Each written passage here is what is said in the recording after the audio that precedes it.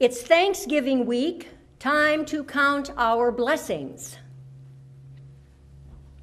That's the way the first sentence in this message read 24 hours ago. But now there's an alternative first sentence, and it goes like this. There is, on this Thanksgiving Sunday, a spirit of dismay abroad in our land. Many are struggling with specific economic issues of job loss and the difficulty recent college grads have in landing a solid job for which they are qualified and trained. Folks too many to count have lost homes to foreclosure and scramble for a habitable place to live, often with family or friends, sometimes in shelters. And some families, too many, have experienced both of these, job loss and habitation crisis, in a short time. Along with those losses, very commonly goes the loss of health insurance and more. We witness this spirit of dismay in our land in the actions and the interests and the commitments of Tea Party people and Occupy Wall Street folks. Still, it's Thanksgiving week, time to count our blessings, and here are a few blessings from the big picture of who we are as Americans in this country. If you have food in your refrigerator, friends, you have clothes on your back, you have a roof overhead, and a place to sleep, whether you are paying for it or you are staying with loved ones, you are richer than over 75% of the world's population.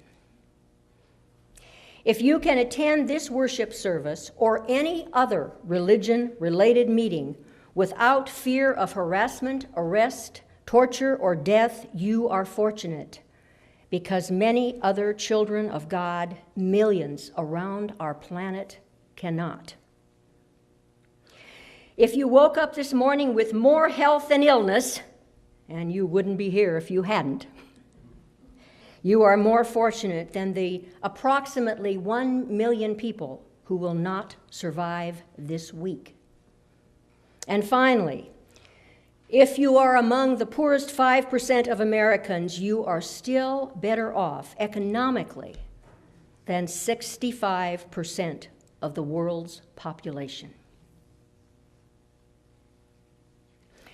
How likely we are to count our blessings depends not only on our actual situations or the changes in our situations, but at least as much on our perspective, on how we hold our situation. Who do we compare ourselves with? Multi-rich celebrities or folks who have no place to live or those around us? If you were to make a list, what would be on it?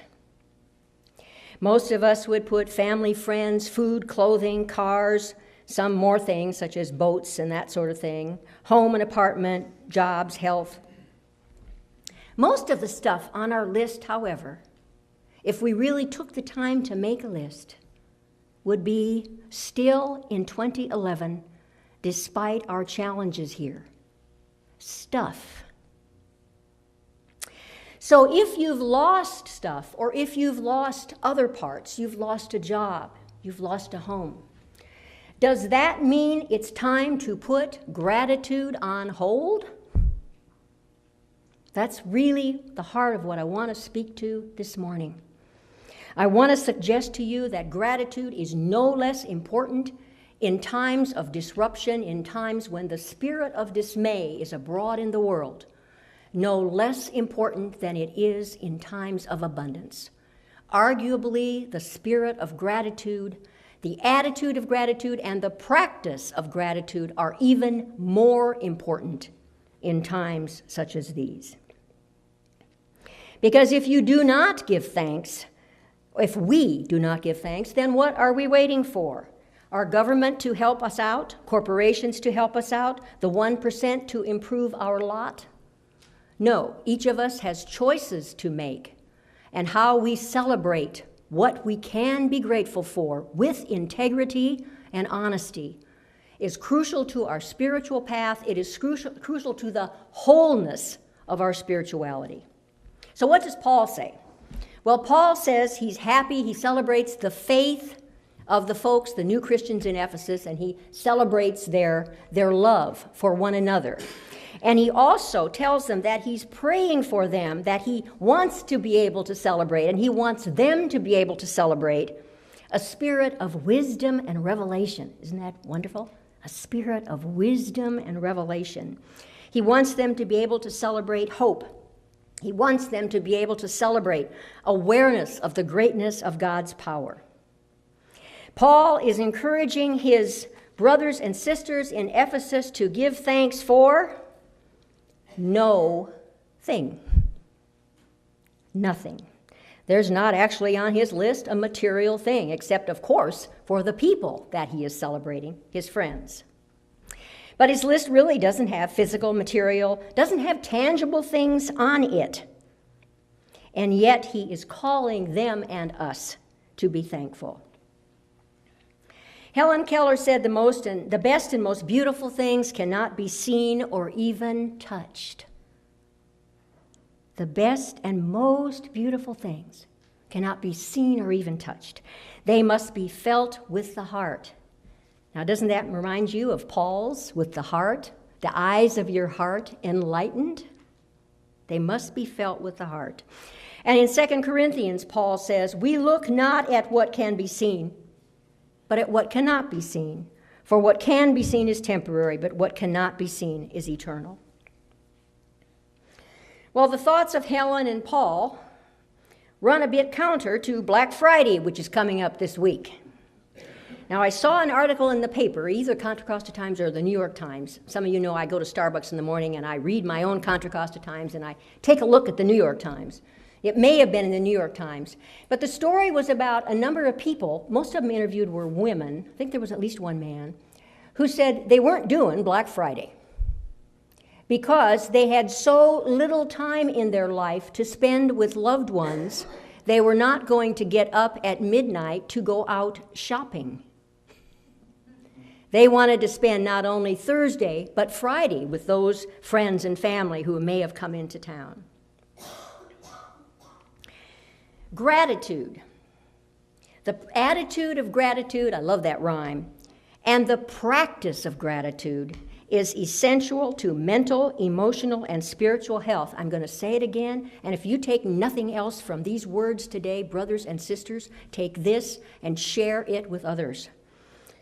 Gratitude is essential to mental, emotional, and spiritual health. Now, I've seen a number of these stories about a doctor who worked with gratitude, the practice of gratitude. And the story I ran across this week was a doctor who was seeing many depressed and unhappy patients. And he prescribed for them a thank you cure. Now, it doesn't say he didn't prescribe medicines, which sometimes are necessary. Can I have an amen? But medicines are not spiritual. So he gave an emotional and spiritual prescription, and it was this. He told the people that for 6 weeks they had to say thank you for every good thing that happened to them. I usually don't knock on the pulpit, but I'm doing it now.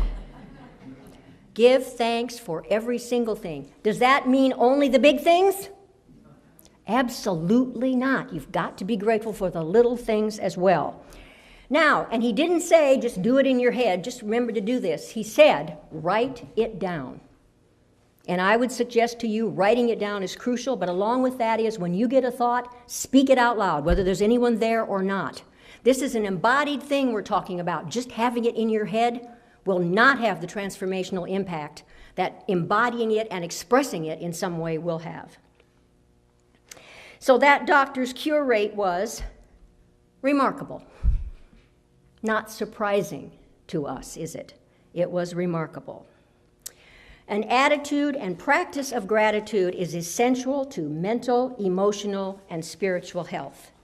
And that is no less true in times of turbulent change, in times such as we are experiencing, where a lot of folks are sad or mad or scared.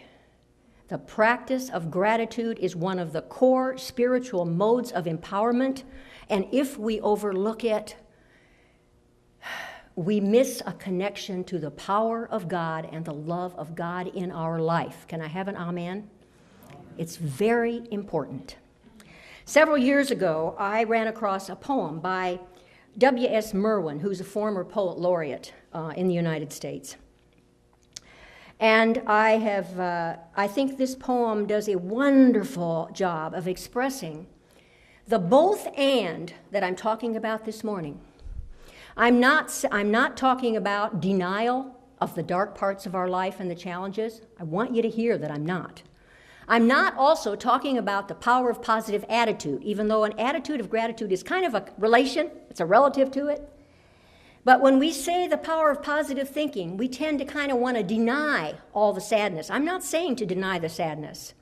I'm saying that in the wholeness of who you are, along with letting God know when you are ticked off or you feel let down by God or whatever that may be, you also share the gratitude, and you do it in a physically embodied way. Well, this poem, it's called Thanks by W.S. Merwin. He wrote it in the 80s, I think. He is now retired in his 80s on a mountaintop in Hawaii, I read, if I can trust Wikipedia. But I think this poem, as well as any poem I've ever seen, names how we live in the time of a spirit of dismay, and as we live as faithful people, thankful to God in Jesus Christ, that core of practicing gratitude. So here's the poem. Listen. With the night falling, we are saying thank you. We are stopping on the bridges to bow for the railings. We are running out of the glass rooms with our mouths full of food to look at the sky and say thank you. We are standing by the water, looking out in different directions. Back from a series of hospitals, back from a mugging, after funerals, we are saying thank you. After the news of the dead, whether or not we knew them, we are saying thank you. Looking up from tables, we are saying thank you. In a culture up to its chin in shame, living in the stench it has chosen, we are saying thank you. Over telephones, we are saying thank you. In doorways and in the backs of cars and in elevators, remembering wars and the police at the back door and the beatings on stairs, we are saying thank you. In the banks that use us, we are saying thank you. With the crooks in office, with the rich and fashionable, unchanged, we go on saying thank you, thank you. With the animals dying around us, our lost feelings, we are saying thank you. With the forests falling faster than the minutes of our lives, we are saying thank you. With the words going out like cells of a brain, with the cities growing over us like the earth, we are saying thank you. Faster and faster, with nobody listening, we are saying thank you. We are saying thank you. And waving. Dark though it is. Brothers and sisters, may you claim the power in God that Paul is calling us to in the Ephesians text this morning. And may you not only claim the attitude of gratitude, that God is the source of everything, but may you practice it in a way that will transform your mental, your emotional, and your spiritual life, because it will do that. We are called, whatever our present condition and situation and challenges, whether there is a lot of darkness in our life or a little, a lot of anger or a little, a lot of fear or a little, a lot of joy or a little, we are called to give God praise. A blessed Thanksgiving to you all. Amen.